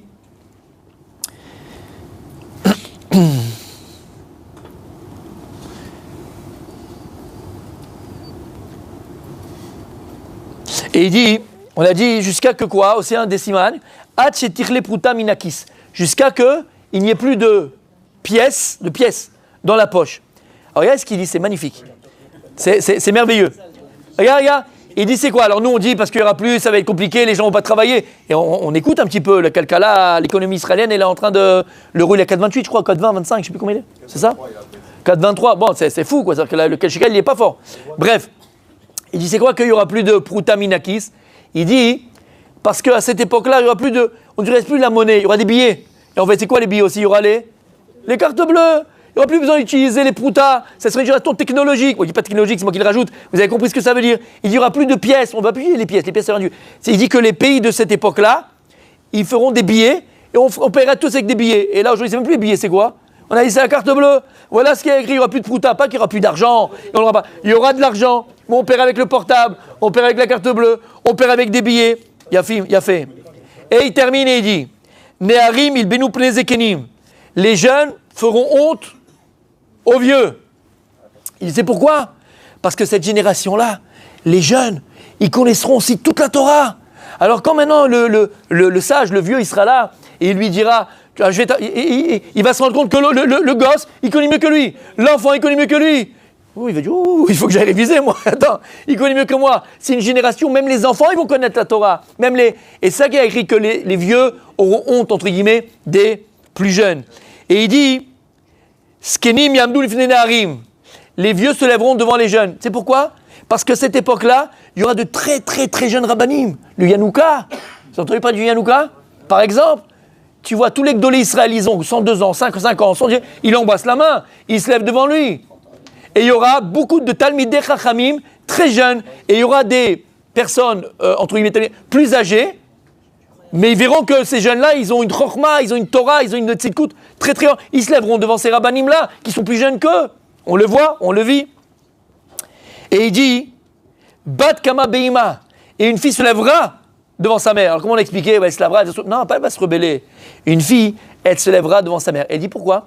Parce que normalement, il dit, une fille, elle a plus tendance, c'est en général, à être proche de son papa, respecter son papa. C'est comme ça. Là, non. Même devant la maman, elle aura le même respect pour sa maman. Elle se lavera devant sa maman. Il n'y aura pas d'embrouille, la fille-maman. Il n'y aura pas ça. Une fille, elle se lavera pour honorer sa maman. Exactement comme elle honore son papa. Il y a écrit que même la bru se lèvera devant sa belle-mère. Pourquoi? Il n'y aura plus les histoires de belle-mère et de belle-fille et de machin. Il n'y aura plus. Et la vérité, quand tu le vois, il y a, Baruch Hashem, la génération dans laquelle on est, en tout cas moi de ce que je peux par mon expérience, d'accord, j'essaye des fois d'aider les familles autour de moi, il y a beaucoup plus de problèmes de shalom bayit entre un homme et une femme. Ça existe, je ne dis pas que ça n'existe pas. Entre belle-fille et belle-mère, ça existe encore. Mais ce que je vois, est-ce qu'autour de nous, beaucoup moins. Il y a cette proximité de copine, mais entre guillemets, d'accord, où la belle-fille, elle va peut-être des fois plus parler à sa belle-mère qu'à sa maman. Et qu'est-ce qu'on voit? Il dit, ce sera pareil, ce sera exactement ça. C'est-à-dire que même la belle-fille, elle donnera à sa belle-mère. Elle se lèvera devant sa belle-mère. Elle ne fera pas honte à sa belle-mère. Ven aben mitbayesh mi aviv. Et le fils n'aura pas honte de son père. Il dit pourquoi? Parce qu'à l'époque, très souvent, les papas, à l'époque de la Gemara, il te dit, qu'est-ce qu'ils faisaient même à l'époque? Le père, il travaillait, il fallait nourrir la famille. Et le fils, il envoyait la yeshiva. C'était comme ça, pour étudier la Torah. Donc le père, c'est un ignorant, et le fils, c'est un Talmid Chacham. Et quand on demandait au fils, une Gemara, qu'est-ce qu'il fait ton père dans la vie? Il avait honte de répondre. Il est bouché. Il avait honte de répondre que son père c'est un Maharet, c'est un ignorant. Il dit à la fin des temps, le fils n'aura pas honte de son père, parce que même le papa il ira étudier la Torah, même le papa il connaîtra, même le papa il aura un savoir de Torah. Donc les fils n'auront pas honte du père, et les pères n'auront pas honte du fils. Lama, tout le monde connaîtra la Torah, tout le monde va étudier la Torah, tout le monde va apprendre la Torah. Shamata. Et je termine avec votre permission, il faut aller voir là-bas, ça continue, d'accord? Mais voilà, regardez comment le Ben Ishraï, d'une Gemara qu'on a lu et qui nous paraissait un enfer, il nous l'a transformé en quelque chose de merveilleux. Et c'est exactement ce que je voulais vous dire. D'accord? Même si en face de toi, on te présente une réalité, on te présente quelque chose qui te paraît compliqué, difficile, scénario catastrophe, Habibi, arrête. Tu peux tout essayer d'interpréter comme un rêve, de manière positive. Et c'est ça, cet émouna, je veux que ce soit vous sortez, Béhémet. Et s'il y a au téléphone quelqu'un dit, ouais, mais j'ai vu un cours sur Internet et le rabbin disait que l'Iran, il va faire une bombe atomique, c'est foutu, quoi. J'arrête. Mets-toi un petit lit de finesse pour te faire kiffer 2 minutes. Ou mets-toi un peu de joie, quoi. Regarde un Rabbi Jacob. Non, mais sérieux, calme-toi. Calme-toi, prends un tranxène. Ça va aller. Depuis quand un juif, il a peur? Depuis quand un juif, il doute d'Hachem? Tu sais quoi? Même si tu entends de l'autre, la Khoumeni, là-bas, il va dire, je vais envoyer la bombe atomique. Azma, ou Nasrallah, Khoumeni, je ne sais pas comment il s'appelle, d'accord? Il est sorti, oui, on va... Comme les rats, pas chouette, des rats. Mais tu dois le mettre, mais tu rigoles quand tu l'entends. On doit tous prendre le popcorn et rigoler. C'est Gad Elmaleh, d'accord? C'est lui. C'est pour ça que je dis ça, d'accord? C'est lui, quoi. C'est la rigolade. De quoi tu as peur? De quoi tu trembles? Un juif ne tremble plus. Un juif ne tremble pas. Pas parce qu'on a la bombe atomique. Pas parce qu'on est les plus forts du monde, les plus intelligents, on a le dôme de fer. Et que c'est quelque chose d'extraordinaire. Kadosh Baruch Hu nous a donné ce corps, cette intelligence du dôme de fer. C'est merveilleux, c'est magnifique. Mais pas parce qu'on a le dôme de fer. C'est parce qu'on a le général des généraux. Parce qu'on a le maître du monde avec nous. Alors de quoi tu as peur? De quoi tu as peur? On ne doit pas avoir peur. Et c'est ce scénario-là du Ben Ishraï auquel je veux croire. Puisqu'on a dit que la Emouna, c'est elle qui donne la vie. Plus je crois en quelque chose, plus cette chose, elle va se réaliser. Plus je mets ma foi dans ce qu'il dit le Ben Ishraï, plus je mets ma foi dans un scénario fantastique, merveilleux, paradisiaque, comme à Yetziat Mitzrayim, plus c'est ces scénarios auxquels je vais donner vie. C'est ce scénario-là auquel je vais donner vie. Et c'est ça notre Emouna. Pour terminer, mes amis, d'accord, j'ai mis ici le Ben Ishraï, par rapport à ce qu'on disait et ce qu'on a dit, il y a écrit Ve'aemet ne'ederet. Vous vous rappelez? Je ne l'ai pas dit, je l'ai sauté exprès. Ve'aemet ne'ederet. Il y a écrit qu'un des signes de la venue Mashiach, la vérité, elle sera ne'ederet. Comment on dit? Elle sera disparue. Ça, c'est scénario qu'on ne connaît pas. Il dit le Ben Ishraï, c'est quoi ne'ederet? Et après, il amène un pasouk. Adarim, Adarim. C'est quoi Adarim? Eder, c'est quoi un Eder? Troupeau. Il dit qu'à la fin des temps, écoutez bien, le Hémet, la vérité, les gens, ils seront remplis de vérité, à la recherche de vérité, comme des troupeaux et des troupeaux pour aller chercher Hachem, pour aller chercher la vérité de la Torah. Il dit, tu sais pourquoi? C'est quoi Hémet? C'est quoi l'étude de la Torah qui est appelée Hémet? Dans Dat Udvanim, il explique le Ben Ishraï, et ici aussi, il dit, parce qu'à la fin des temps, chose qu'on n'a pas fait pendant 2000 ans, il explique ici dans Dat Udvuna que pendant 2000 ans, l'étude de la Kabbalah, c'était uniquement pour des particuliers. Des particuliers. Il y avait un maître avec son élève, maître élève. On a eu il y a 400 ans, 500 ans le Harizal, où Dieu, Kadosh Baruch Hu, lui a permis de dévoiler toute la Torah du Sod, tous les secrets de la Torah, tous les secrets de la Kabbalah. Même si on avait le livre du Zohar, d'accord, mais tous les secrets de la Kabbalah. Omer Ben Ishraï. Le Hémet, il sera Ne'ederet. C'est quoi? C'est qu'à la fin des temps, on étudie, un des signes de la venue du Mashiach, c'est qu'on étudiera la Kabbalah. On étudiera le Sod à Torah. Nous, là, le matin, on le fera ensemble. Comment c'est possible? Il dit le Ben Ishraï, comme ça il a dit le Harizal. Chaque juif et chaque juive, chacun se doit d'étudier la Kabbalah. C'est pas une étude qui est pour les... Attention, je mets une grande parenthèse, je vais la fermer. La parenthèse. D'accord? Tu ne peux pas commencer à étudier la Kabbalah, des choses très ésotériques tout seul, c'est très dangereux. Mais tu dois aller à des cours avec un rav qui a eu un rav qui lui a appris et ainsi de suite, et qui va t'initier. C'est une initiation d'abord à la Kabbalah, à ces notions-là. La chassidoute, elle aide énormément à la Kabbalah. Parce que la chassidoute, ce n'est pas de la Kabbalah, mais la chassidoute utilise la Kabbalah pour expliquer les psukim. Mais ce n'est pas la Kabbalah pure, mais utilise la Kabbalah. C'est beaucoup de Kabbalah la chassidoute. Et tu rentres dans la chassidoute du Baal Shem Tov, entre autres, Rabbi Nachman, et le Rabbi Lubavitch, et toutes ces chassidoutes extraordinaires que l'on a, d'accord? Tu vas être initié à la Kabbalah. Et donc il dit qu'à la fin des temps, à Emet Ne'ederet, on sera Adarim pour aller écouter cette Torah-là qu'on n'avait jamais entendue encore auparavant. On essaye de le faire un petit peu, c'est pas merveilleux qu'on essaye de toucher un tout petit peu au sod de la Torah. Et il dit le Ben Ishraï, chaque juif se doit d'étudier, il a écrit ça il y a 100 ans, 150 ans, 100 ans. Chaque juif et chaque juif se doit d'étudier la Kabbalah. Et si tu viens, tu me dis, oui, mais c'est pas pour moi, il n'y a pas de problème. Va étudier chez un rav, il dit, qui est initié, qui va t'apprendre, qui va te faire, qui va te rentrer dans la Kabbalah. Mais c'est la limoud à Torah de la fin des temps. Et vous savez pourquoi? Pourquoi est-ce que le limoud à Torah de la fin des temps, c'est le limoud du sod, des secrets de la Torah? C'est qu'on est sorti d'Égypte, il a écrit là-bas qu'on était au 49e degré de Touma d'impureté. Et Akadosh Baruch Hu nous avait sorti comme ça, aspiré, d'un coup, de 49 à 0. Paf! Et on lui dit, c'est comme un bébé qui sort du ventre de sa maman. Bedama Ichaï. C'est comme le sang de la maman. Un bébé qui sort de sa maman, comme un accouchement. Vous savez qu'au moment de l'accouchement, lorsque le bébé il va commencer donc à sortir du ventre pour l'expulsion, ce qu'on appelle l'expulsion, si on prenait une machine pour voir l'adrénaline qui se passait au niveau du bébé, d'accord, ça pourrait faire exploser un éléphant. Parce qu'il faut que le sang, il y a la vitesse énorme. Pourquoi? Parce que le cœur du bébé dans le ventre de la maman, vous savez que le cœur, il a deux ouvertures. Et dans le ventre de la maman, les deux ouvertures, elles sont ouvertes. Il respire par la maman. Mais quand il sort, il va respirer de lui-même. Donc il faut qu'il y ait une des ouvertures, elle va être bouchée, pour qu'il n'y ait qu'une seule valve qui soit ouverte. Qu'est-ce qui se passe? Il a une montée d'adrénaline, au moment de l'expulsion, il y a une montée d'adrénaline, que si tu prends la mesure, c'est même un éléphant, il n'a pas cette montée d'adrénaline, d'accord? Pour que le sang, il arrive comme la vitesse de la lumière, entre guillemets, au cœur, et tellement que c'est fort, ça fait bouchon. Et donc l'enfant, il fait la première respiration. D'accord? C'est la première respiration de l'enfant. Comme ça qu'Akadosh vous l'a fait en Égypte. Il a fait une poussée d'adrénaline pour nous faire sortir du ventre de notre maman. À la fin des temps, Akadosh Borou, il fera pareil. Pour qu'on soit aspiré vers lui. Pour qu'Akadosh Borou se dévoile à nous. Pour qu'on puisse vivre la Géoula. La seule Torah qui nous fera sortir de la galoute. La seule Torah. La Torah du Pshat, elle ne peut pas. C'est la Torah du Sod. Pourquoi? Parce que c'est comme un dévoilement. Quand tu fais la Torah du Sod, et dites-moi, vous les hommes, on a l'habitude de le faire ensemble, d'accord? Et vous avez écouté des cours depuis 4 ans ensemble. Et on essaye d'amener la chassidoute. On essaye de ramener un peu de Kabbalah. D'accord? On essaye. Et quand on fait des cours pareils, comment tu sors? Tu as la salive qui... Maman, tu as la langue qui pend, tellement que c'est beau, tellement que ça change ta vie. D'accord ou pas? Et tu n'as pas envie que ça se termine. Eh bien, c'est cette Torah, mes amis. C'est cette Torah, mes amis, qui va nous faire vivre la Géoula. La Torah de la Kabbalah, c'est la Torah de la Géoula.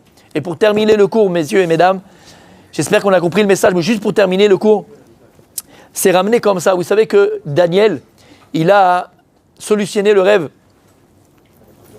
de Nebuchadnezzar. Et dans son rêve, il a vu une statue avec une tête de Zahav, avec les mains, avec le truc, et les pieds en argile. D'accord? Et là-bas, on dit, c'est quoi? En fait, Daniel dit, c'est les galouillottes. Et il dit, la dernière, les pieds que tu as vus en argile, les 2 pieds en argile, ce que tu as vu là, en argile et en cuivre, en fait, c'est les dernières galoutes. La 4e qu'on vit, c'est celle de Édom, c'est celle de l'Occident, celle de Esav. Mais, disent les Chachamim, ça a été écrit il y a 2000 ans, disent les Chachamim, attention, la dernière galoute, celle de Esav, elle aura un jumelage, elle sera jumelée, avec la galoute aussi de Ishmaël. Un pied c'est Esav, et un pied c'est Ishmaël, elle sera jumelée. Et tu sais pourquoi c'est jumelé? Parce qu'on voit dans la Torah que Esav, il est parti épouser une des filles de Machalat. Yaf et Ben Ishmaël, il est Bat Ishmaël. Il est parti épouser une des filles d'Ishmaël. Donc à la fin des temps, c'est exactement ce qui va se passer. L'Occident va épouser Ishmaël, donc le monde arabe, l'islam, d'accord? Tu vois la France aujourd'hui, Pchet, d'accord? Les Français se convertissent. À Bruxelles, le premier prénom à la naissance en Belgique, c'est Mohamed. Tout le monde le sait, d'accord? C'est Mohamed. Donc tu vois que l'Occident, et ça, il s'émeut avec Ishmaël. Ça, c'est les signes aussi de la fin des temps. Quand il y aura un jumelage entre Esav et Ishmaël, c'est qu'on est en plein dedans, c'est qu'on est mamache en plein dedans. Et donc on voit que quoi? Que à la fin des temps, la dernière galoute, ce sera le jumelage de Esav, l'Occident, avec Ishmaël. C'est ce qu'on est en train de vivre. Esav et Ishmaël, il amène le Eisenhower, l'autre il amène le machin. Et qu'est-ce qu'il y a écrit là-bas? Lorsque Ishmaël, il est né, il y a écrit, je vais ramener dans le pasouk exactement, juste pour avoir le pasouk, et on termine juste avec ça, il y a écrit, vous savez que Hachem va dire, donc, il amène un malach, il va dire, tu vas avoir un enfant à Agar, et tu vas l'appeler Ishmaël. Donc c'est Dieu qui a dit, tu vas l'appeler Ishmaël. Ok. Veouye Pere Adam, et ce sera un sauvage homme, pas un homme sauvage, un sauvage homme. Yado Bakol, Veyad Kolbo. Sa main sera sur tous, et la main de tous sur lui. Vabne Kol Achiv, Ishkon. Et sur ses frères, il reposera. Rachid nous dit, c'est quoi Yado Bakol? Et ça, Ishmaël, le monde arabe, il aura la main sur tout, l'istime. Rachid dit l'istime. Yado Bakol, il pique, d'accord? C'est un voleur. Veyad Kolbo, et tout le monde aura la main sur lui. Akol Soninoto, tout le monde le haït. Ou Midgarinbo, et il va lui faire la guerre. On va en Irak, on casse tout. On va en Libye, on casse tout. Mais pourquoi tu fais ça? Je vais en Syrie, je casse tout. Il casse tout. Ça, c'est Rashi. C'est Rashi. Le Ramban, il Pere Adam, et il dit, c'est quoi, hein? Pere Adam, tellement qu'il ça sera un sauvage homme, pas un homme sauvage, tellement Daesh, il marchait même Zicham, il coupe les têtes, il tranche les têtes, il ouvre, il éventre, tellement que ce sera un sauvage, un barbare. Yado Bakol, il fera la guerre contre tout le monde, le djihad, il fera la guerre contre tout le monde. Mais, Veyad Kolbo, il dit que, ça c'est le Ramban et le Ben Ezra, toutes les nations vont se rassembler, les nations occidentales vont se rassembler ensemble, ils vont faire la guerre contre lui et ils vont le vaincre. Le Rambam, il a vécu il y a 600 ans, 800 ans. Le Ben Ezra, il y a aussi pareil avec l'époque du Rambam. D'accord? Ils ont quoi? Ils ont vu, ils savaient. Mais là, la Nekuda, elle n'est pas là. La Nekuda, elle n'est pas là. C'est pas le point que je voulais voir. Mais juste pour comprendre qui c'était. Donc là, on est en train de vivre cette galoute-là, celle de Esav et celle d'Ishmaël qui est liée. Le point que je vais voir avec vous, c'est celui-là. Comment est-ce qu'on va faire? Si on a Ishmaël et Esav, qu'est-ce qu'il fait Israël? C'est qui Israël? C'est Yaakov. Quelle arme on a contre Esav et contre Ishmaël? S'ils se lient contre nous, s'ils sont ensemble, qu'est-ce qu'on va faire? Vous savez qu'il y a un autre passage qui parle de Esav. Lorsqu'il est né, Esav, qu'est-ce qu'il y a écrit? Veyado ochezet berekev. Esav. Et sa main, elle a encore Yado, Yad, Kolbo, Yad, et on parle que du Yad. Et sa main, elle a attrapé le talon de Esav. D'accord? Non, de Esav. Yaakov a attrapé le talon de Esav. Il a fait. On voit ce Inyan-là. Donc en vérité, on te dit en deux mots qu'à la fin des temps, la guerre, elle sera Israël contre Esav et Ishmaël. Esav et Ishmaël. Même si au départ, les nations vont se lier contre lui. Mais à la fin, la guerre, elle sera entre Israël et Esav et Ishmaël. Alors où est notre force? Où est notre force? Comment on va faire? Qu'est-ce qu'on doit faire? On a dit scénario catastrophe. Ah, j'ai peur. On n'a pas peur. Il dit là, la force d'Israël et la force de Esav, elle repose dans une chose. Dit le Zohar, il est écrit par Rabbi Shimon bar Yochai il y a 2000 ans. Quel mérite il a, Ishmaël, d'avoir eu le pouvoir sur la terre d'Israël, le Shilton Beretz Israël, depuis pratiquement 1500 ans d'exil? Comment? Vous connaissez tous la Brit Mila. D'accord? Par le mérite, c'est un Zohar, ce que vous dites. C'est un Zohar, Meforach, il dit Rabbi Shimon bar Yochai, par le mérite, et c'est Hachem qui dit, par le mérite de la Brit Mila, alors je lui donne en bas une Memshala, là où il n'aura rien. Mais en bas, il aura une Memshala, où? La terre d'Israël. Pourquoi? Par le mérite de la Brit Mila. Dit le Zohar, à l'inverse d'Israël, attention, Ishmaël, il n'a pas fait la Brit Mila comme Abraham et Yitzhak. Ishmaël, vous savez que dans la Brit Mila, il y a deux choses qu'on fait. On enlève le prépuce, et ensuite on retourne la peau, ce qu'on appelle le priya, et on fait de la hatara, du makom de la Brit, on fait une couronne. Ça ressemble à une couronne. En mer, Rabbi Nachman de Breslev, quelque chose d'extraordinaire, on termine vraiment avec ça, et c'est avec ça que je veux qu'on sorte ce soir, Be'ezrat Hashem. Et il faut le publier partout. Quelle différence entre la Brit Mila de Ishmaël, la Brit Mila de Yaakov et le prépuce de Esav, parce que Esav ne font pas de Brit Mila. Il dit, Rabbi Nachman, quelque chose de magnifique. La représentation spirituelle de la Brit Mila, c'est la tfila, c'est la prière. Il dit, lama, il y a dans la Torah cette notion de tfila. Et il dit que la tfila, la prière, elle est liée à la émouna. C'est-à-dire, plus je vais avoir la foi en qui je prie, plus je vais prier. Et de l'autre côté, plus je vais prier, et plus aussi je vais renforcer ma émouna à qui je prie. Donc la émouna et la foi, elles vont de pair. Mais la tfila, c'est le corps d'Israël. C'est la force de Yaakov. D'où on sait ça? Lorsque Yaakov Avinu, Parashat Vayechi, il va appeler Yosef Hatzadik, il va lui dire, Yosef, vous allez rentrer en Eretz Israël, vous allez partager. Toi, tu as une ville en plus. À toi, je te donne une part en plus. Quelle part il va donner à Yosef? Shrem. La ville de Shrem, ce qu'ils appellent en français Naplouse, mais c'est Shrem. D'accord? La ville de Shrem. Il va lui dire que j'ai conquis Becharbi ou Bekashti, avec mon arc et avec mon épée. Gemara Bababatra, elle dit c'est quoi Bechar ou Bekashti? Que j'ai conquis Betfilati, par ma prière. Et il compare la prière à un glaive ou à un arc. Pourquoi? Alors, sans entrer dans l'état, ce n'est pas le cours de ce soir, mais en tout cas, la prière, elle a ces deux notions-là, soit un glaive, soit un arc. C'est quoi un glaive? Un glaive, c'est quand tu fais du corps à corps. Parfois, Habibi, quand tu pries, il faut vraiment que ce soit du corps à corps. Il faut que tu te donnes à fond. Il faut que tu pleures. Il faut que tu sois là. Il faut que tu te haines. Et tu sais ce que tu dois dire. Et tu es proche de ta tefila. Tu es proche d'Hachem. C'est du corps à corps. Ça, c'est le glaive. Et des fois, tu regardes ce que j'ai fait hier soir. Quel film j'ai vu. Quel film j'aurais dû pas voir. Quel film j'aurais dû voir. Comment j'ai parlé à l'intrus. Comment j'ai mis la main dans la poche de l'autre. Comment j'ai... tu dis, ouais, Hachem, écoutez ma tefila. Habibi, même si tu sens que tu es loin d'Hachem, c'est quoi un arc? Un arc, tu n'as pas obligé d'être près de ta cible pour pouvoir le viser. Même si tu es loin, t'empêche pas de prier. Donc en fait, cette notion de tfila. Maintenant écoutez bien. En vérité, dit Rabbi Nachman, qu'est-ce qu'il a dit à Yaakov Avinu à Yosef Hatzadik? La ville de Shrem, je te la donne. C'est quoi qu'il a donné à Yosef? Bekashti ou Becharbi, que j'ai fait bitfilati. Il dit à Yaakov à Yosef, Yosef Hatzadik, le corps à tfila que Dieu m'a donné, je le te transmets à toi et à tout Israël et à tous tes enfants. Corps à tfila, la force de la prière, elle est chez toi maintenant. Il dit ça, on voit dans la Brit Mila. C'est quoi une Mila? On avait dit plus d'une fois. C'est quoi Mila?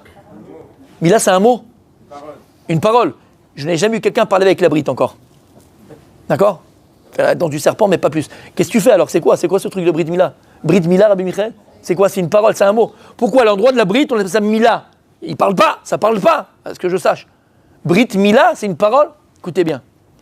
Quand Yosef va se dévoiler à ses frères, il ne le croit pas. Il ne peut pas s'imaginer que c'est Yosef qui est là, on l'a jeté dans un puits. Il ne peut pas le croire.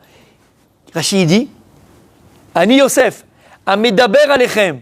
Il dit, je suis Yosef qui vous parle. Et bon, d'accord, on a compris, c'est Yosef qui parle. C'est Yosef qui parle pas, tu nous parles, c'est toi qui parles. Il dit non. Qu'est-ce qu'il a fait? Il les a approchés, et il leur a montré sa Brit Mila. Et il a montré la Brit Kodesh qu'il avait, la Brit Mila, et qu'elle était Kdusha, qui s'était pas impurifiée avec les Égyptiennes. Alors quel rapport qu'il lui a dit, c'est ma bouche qui parle. Écoutez bien.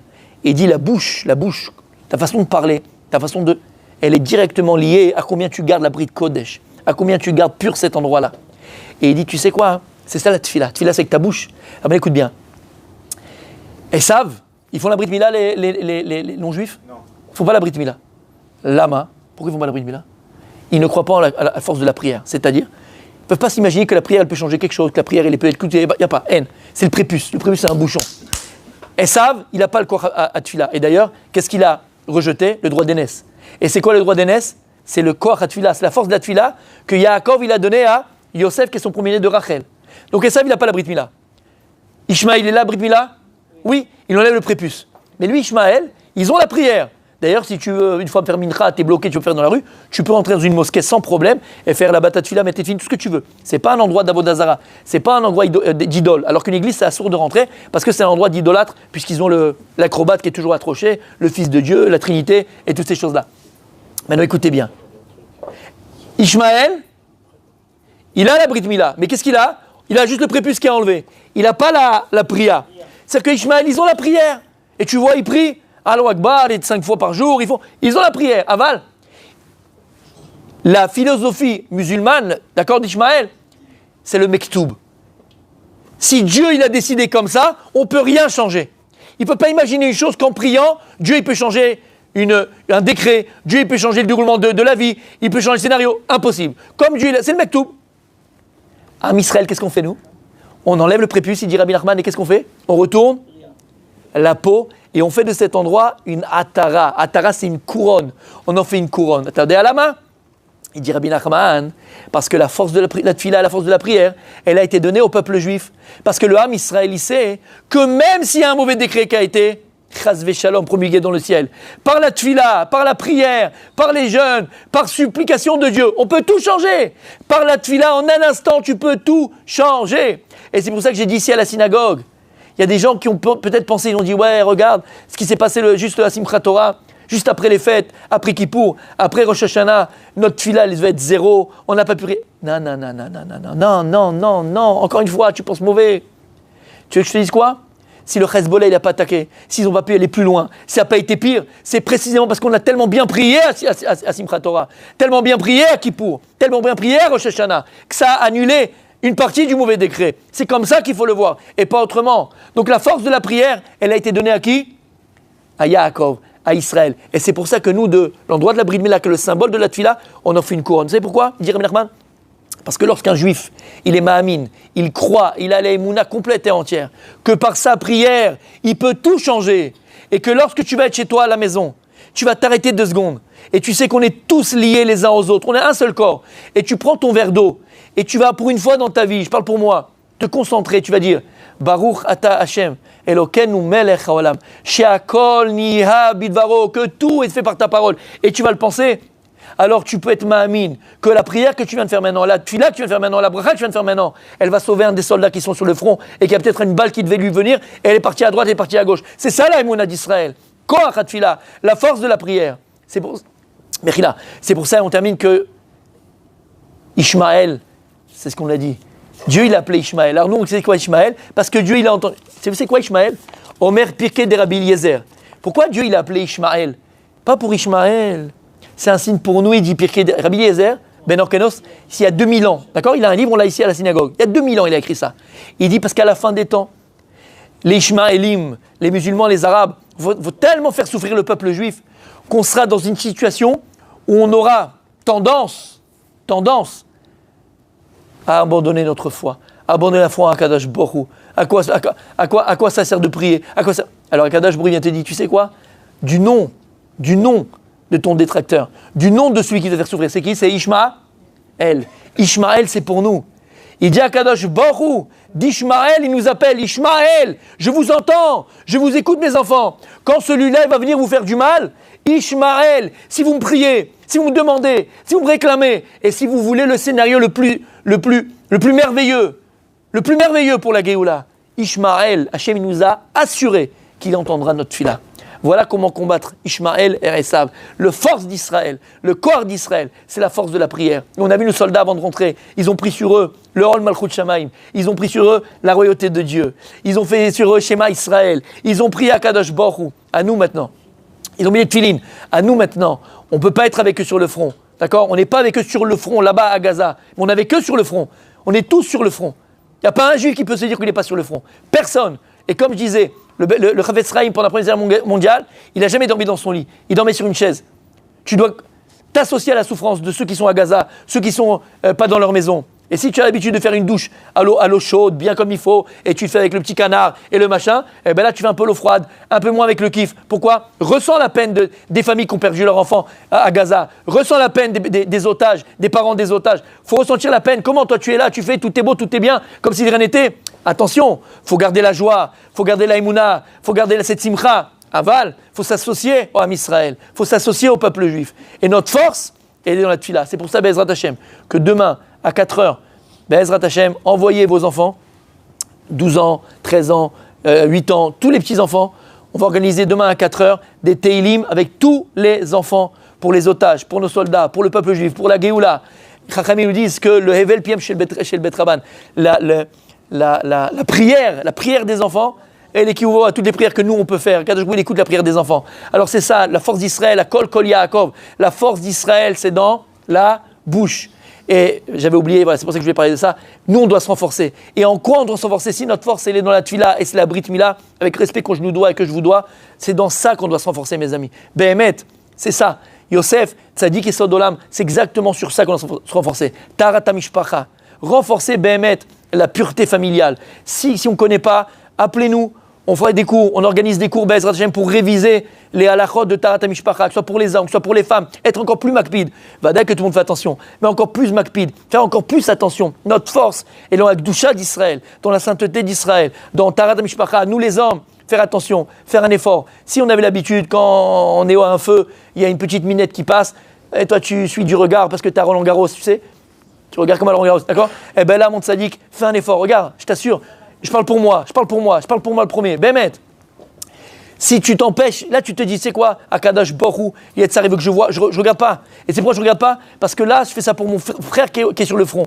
Tu veux pas t'imaginer ce que ça peut apporter, chaque petite chose qu'on fait, chaque petite chose qu'on va faire nous ici, dans notre fila, et surtout, au Inyan je parlais de Brit Mila, Shmirat Brit, Shtarat Mishpacha, cette pureté familiale, la Bémet, c'est ça. Le Netzach Israël, elle est dans ça, qu'on se renforce. Et comme je l'ai dit au début du cours, la Emouna, c'est elle qui donne la vie. Alors mettons notre foi et notre croyance dans les plus beaux scénarios. N'ayez pas peur, je vous assure. Ne regardez pas des cours qui font peur, qui parlent de la fin du monde et que tout va exploser et qu'on va tous mourir. Chaz v'shalom. On va tous vivre des choses merveilleuses, Be'ezrat Hashem. On va tous, nous, avoir le mérite, notre génération, de voir Pnei Mashiach Tzidkenu, de voir le visage du Mashiach qu'on attend tellement depuis 2000 ans d'exil. C'est ça qu'on doit avoir la foi. Et vous verrez, Akadosh Baruch Hu, il dira, mes enfants, vous avez cru en moi, vous avez fait venir Mashiach par votre émouna. Je dis, Be'ezrat Hashem.